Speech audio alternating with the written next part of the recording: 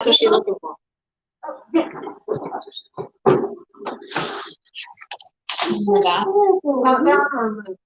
Okay, here's Terrence. Okay.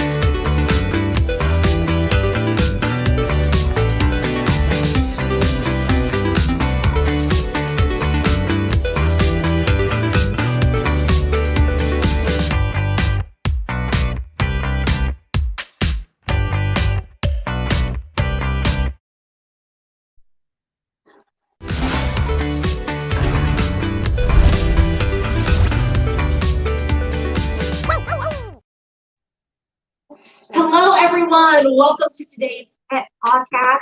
As always, I'm your host, Dr. Roberta Westbrook, and we're here on the campus for all animals, the Houston SPCA. Thank you so much for joining us. Today, we are going to talk about all of the household hazards that you could have in your home that may be dangerous for your pets. We encourage you all to come down to our adoption center and consider adopting a new pet. But when you get that pet into your home, there are some things that you want to make sure that you keep away from your pet so we can keep your pet healthy and happy and to live a long life. So we're going to talk about pet proofing your home today. But in the meantime, get your questions ready and hopefully I can help you answer them. And consider coming on down to our campus this weekend. Bring your family, bring friends, come see all the dogs and cats and puppies and kittens and rabbits that we have available for adoption. Make a day of it. We're always happy to help you and answer any of the questions that you have. So let's get started with our pet of the week, who is Terrence. So Terrence is a wonderful neutered male mixed breed dog. We think he's probably between 4 and 6 years old, but he is really sweet. He's a little bit shy. He's getting used to people. You know, Terrence came to us as a stray, and we were not able to reconnect him with his family. And so he's looking for a new home, and we know that he will make a wonderful pet for some of you out there. So please consider coming to visit with Terrence. He loves tennis balls. It's his favorite thing. So we hope to get him to play with a tennis ball for us here in just a bit. But wonderful dog. We have Terrence. We have lots of other animals available for adoption. So come on out and take a look. So while we let Terrence kind of run around here and play and get settled in, I will start talking to you about pet proofing your home. Because when you bring that pet in, that dog, cat, puppy, or kitten, you want to make sure that your home is safe and prepared. Very much the same way that you would prepare a baby to come home after being born in the hospital. So a couple of things that we have here are some just household hazards that you may not even realize could potentially be a hazard for your pet, but we will talk about why. So if you're anything like me, you love your home to smell good. We love it to smell good. And one of the things that we use for your home to smell good is like a plug-in or some sort of essential oil, you know, or something like a potpourri that you can plug in that has oil in it. We love these. They make our homes smell wonderful. However, if your pets get a hold to these essential oils or the oil that's in here, it can be toxic to them. And it can be toxic in a variety of ways. It just depends on the substance that's included. But vomiting, diarrhea, sometimes central nervous system disorders like seizures or convulsions can happen. So as wonderful as these are, please make sure that you're keeping them maybe plugged in higher up, not down low where your pets can get to them, cats or dogs can get to them. So maybe if you have a countertop and an outlet on a countertop, that might be a more appropriate place. So you don't have to give these up. You just have to make sure that your pets cannot get to them. So, you know, the thing about these as well is that particularly if you have a cat, Cats have a very different way of metabolizing these sorts of toxins. And so for cats in particular, this is going to be much more of a serious hazard for them than for dogs. But for both species, please keep them clear from your essential oils, your plug-ins for scents. What else can I help you with? We've got one question about, they think they keep their pets safe in the bathroom when they leave. What are some hazards in the bathroom? Yeah, so if you're looking for a way to confine your pet while you're away from the home for a period of time, the bathroom is a common space for people to use, but make sure that you are puppy and pet proofing your bathroom space as well. So we oftentimes think that pets can't get into the cabinets, but they can. Pets can be very creative and very innovative, and if they want to explore their surroundings, they will do so. So they can use their paws and their nose to try to pry those doors open, and that might be a location where you're keeping things like your cleaning supplies. You may be keeping cleaning supplies under your cabinets, paper towels, disinfecting wipes. There may be a lot of things, plastic bags. A lot of chemicals tend to live under the cabinets of people's bathrooms.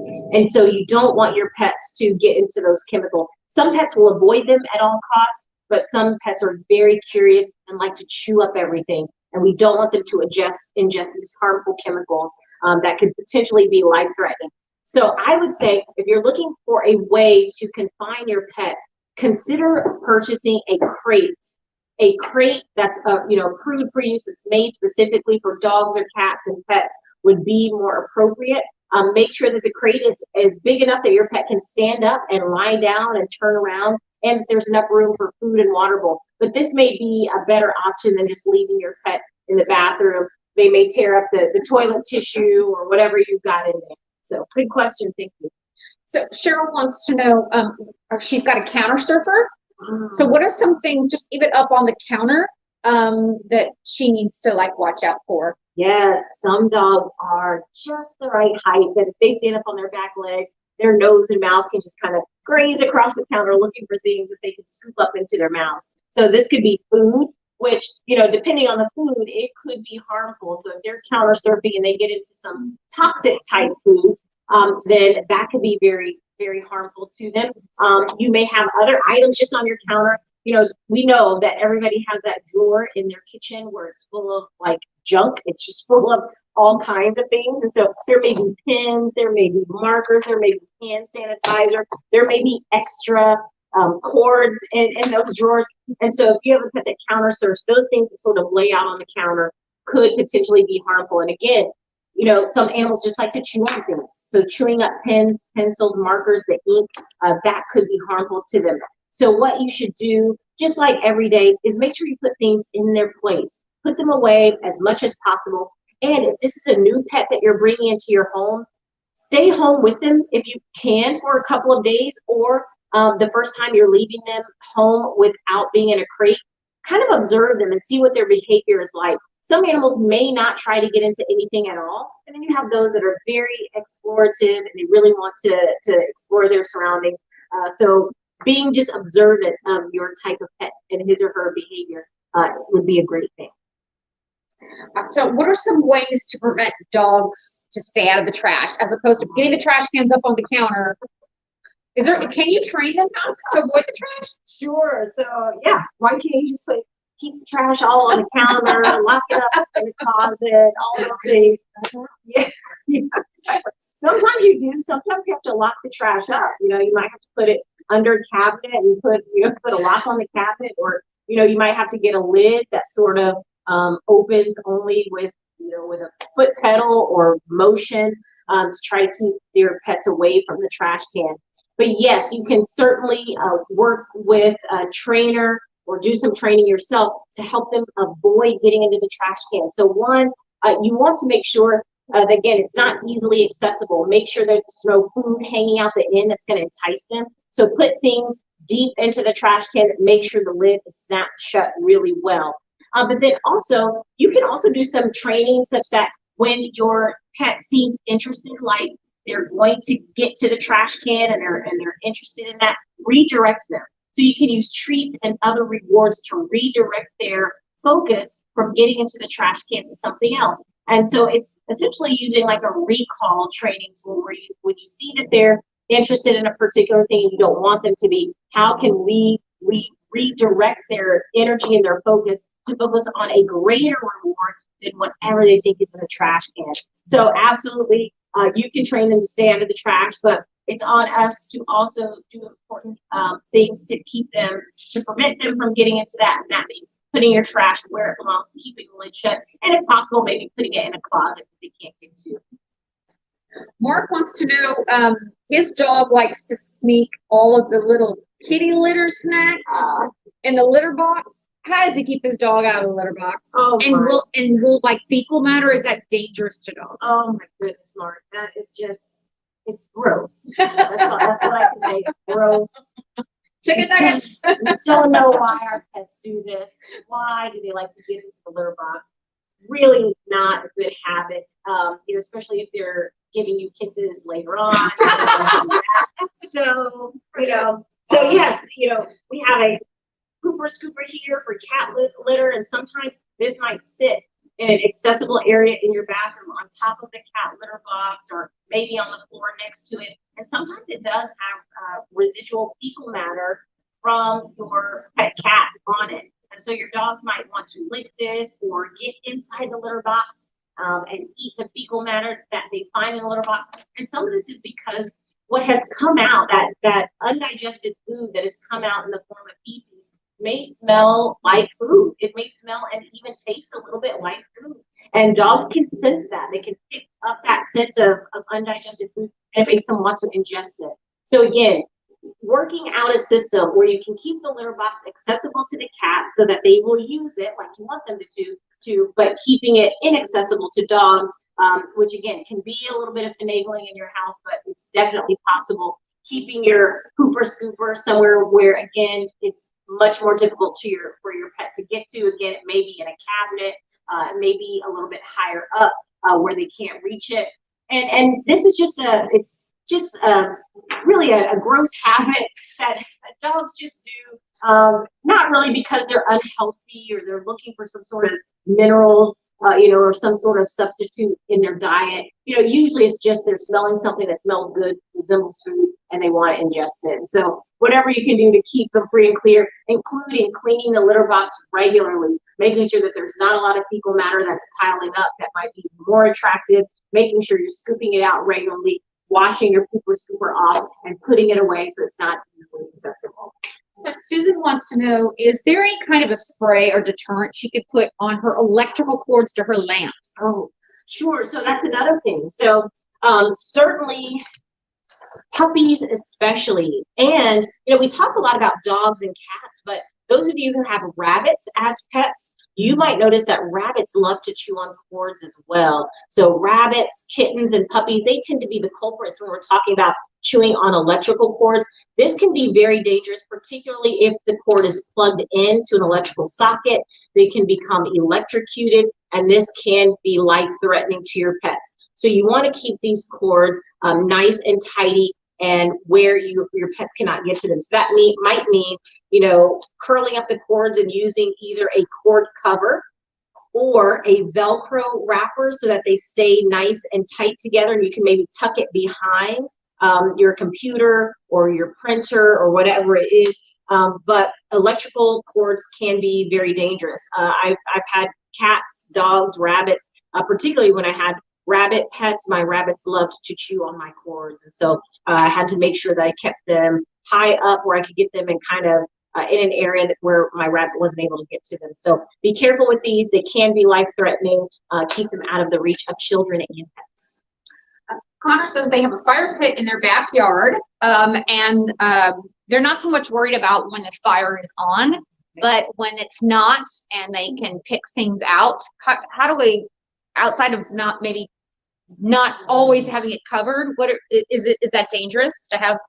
Yes, potentially. So you certainly don't want your pets getting in the fire pit and ingesting anything like the ash and the charcoal afterwards, just because it can upset their stomach. So, you know, in some cases, interesting enough, we purposefully will give dogs and cats a form of charcoal because it helps to absorb toxins. But you don't really want them eating this straight out of a barbecue pit, because it's been, it's been soiled with gasoline and leftover food particles or seasonings, and so it's really an unhealthy mixture. So yes, you mentioned kind of keeping that covered. That would be the best option possible, to keep it covered. Otherwise, sort of keep it scooped out if you can, and then keep your pets under observation. So maybe if you know that they're the type to want to get into that fire pit, or you've seen them be kind of taking an interest in it, try to make sure that they're under observation when they're out there. But I think the easiest thing, so that you don't have to stay out there with your pet all the time, is try to keep it covered, so that we just avoid that altogether. Is there some basic tips that you can share for, especially the younger animals, kittens and puppies, to show them just when they first get home, this is what you chew, this is what's off limits? Yeah, that's a great thing. It's all about training. When we get a new dog, cat, puppy, or kitten, we really have to train them on the right way that we want them to behave. This is even important for them just integrating into your family normally, keeping a positive relationship between you and your pet, and to prevent you from getting frustrated with them when they get into things that they shouldn't get into. So just basic training can help. And having a routine is very important. So pets do really, really well with a routine. And so the more often that you show them what the routine is, where you should go, where you should not go, they're less likely to veer off of that routine and get into it. So what I would say is, you can contact your veterinarian or a local pet trainer. You can also probably do some research on your own about how to teach pets to avoid certain things. But a lot of it has to do with reward training and figuring out what things your pet loves and how you can reward them for doing what you want them to do. So reward your pet for being calm, reward your pet for going in a crate, reward your pet for sleeping in his or her bed, and you can reward them for doing the things that you want them to do, and that will sometimes prevent them from finding other ways to distract themselves and other things to focus on. But absolutely, when you get your pet home, start a routine, and crate training is going to be important for that routine, and I think those would be the first steps to try to prevent them from getting into things that they shouldn't. Are there any tips about mental stimulation, like just distraction when you're not at home and can't watch them? Absolutely. There's so many things that you can do at home to keep your pet mentally stimulated. When we talk about pet health, it's not just physical health, it is also mental health. We want to keep our minds sharp, and that can help them live long, happy lives. So if you're not home, certainly there's things you can do with them, the training, but when you're not home, there's puzzle type toys that you can hide treats in. And it makes them use their brain to solve the puzzle in order to get the treat released. So you can buy food puzzles. You can get things to stimulate their tongue and their sense of feel. For example, lick mats. If you joined us a couple of weeks ago, we showed you guys some lick mats that you could use. It's a mat that has different textures on it that you can put peanut butter, or squeezed cheese or something on, and when the dogs lick it, it stimulates their taste buds and gives them a little bit of something to think about instead of just feeding them a treat directly. You can also get them Kong toys. So these are toys that you can fill with treats, but they have to work a little bit harder to get out. There are lots of videos that you can have playing in the background with interesting sounds that your pets might want to focus on when you're away from the home. So there are certainly things that you can do to keep your pet busy while you're out of the house. And another thing about that is exercising with them when you're with them. So training and exercising them when you're with them can actually help them be a little bit more calm when you're not with them, because they know when you're there, you guys are going to go running, you're going to do some training. And so when you're away from them, that can be their calm time. That can be their sleepy time. So again, developing that routine is key. We got one final question. Max wants to know, he keeps hearing differing opinions. Is it safe for his dog to put his head out the window in the car? Oh, it's certainly fun for us all. So fun for us all, because you love the wind in your hair and in your face. And so again, it's one of those things where it's safe until it isn't. So it's safe until an accident happens and something may fly up off the road and injure your pet by getting something in their eye or in their mouth. You know, it's safe until maybe there's an instance where you have to put your brakes on and your dog could be too far out the window, and you certainly don't want any accident to happen where your pet is now thrown from the car out the window. So keeping your pet restrained in the car is really important as you're driving. You know, some of our pets like to jump into our lap or jump from the front seat to the back seat. You know, we want you guys to make sure you're keeping your pet safe. Please consider getting a harness that you can then strap them in with a seat belt using their harness. That can keep them safe and in place. That way there's no accidents. You know, putting the head out of the car is not a bad thing, but things can certainly fly into their eyes. Certainly, you know, dust particles and hazards are there, and it could dry out the eyes temporarily, you know, with all of the wind. Not dangerous until an accident happens, but I would recommend keeping your pet pretty properly restrained in the car. So there's lots of things in the house that your pet can get into. Try to keep your plants away from your pets. Anything that you don't want them to chew on, you know, your slippers, your really expensive $200 shoes, whatever it is, keep that out of the way of your pets so that you can stay happy and they can stay healthy, and we can see you guys live long lives together. So I know we've gone through a lot today, but please, again, consider bringing a new pet into your home, either as a forever pet, or you can visit our website at houstonspca.org and look for other ways to be a part of our extended family. For example, become a foster. We are taking care of, you know, hundreds of animals at a time, and we can always use foster families that are willing to take in a pet for a temporary period of time while they recover from their injury or illness. You can consider volunteering. You can also consider being a financial donor. So visit our website or come on down to our campus. We'll be happy to see you.